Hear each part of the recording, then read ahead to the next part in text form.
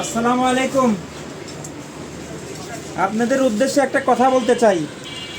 এই যে লকের বিষয়, সিকন থাইল্যান্ড অ্যালুমিনিয়াম লক, খুব দামি লক। দেখবেন, এই দেখুন, খালি টাচ করবেন লক ভেঙে যাবে। পুরো এক বিল্ডিংয়ে লাগানোর পরে এই সমস্যা সমাধান, সব লক চেঞ্জ করতে হয়েছে। এই দেখুন, এই যে লক দেখছেন,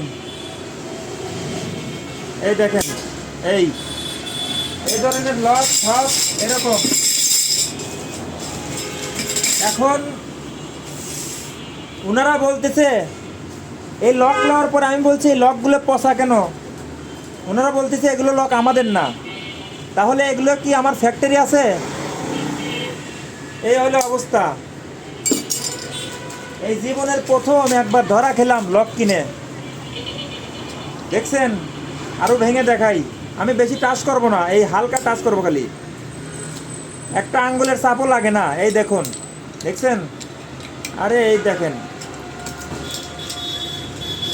দেখছেন? এই এই অবস্থা। আরও অনেক ফেলে দিছি এই লকগুলো।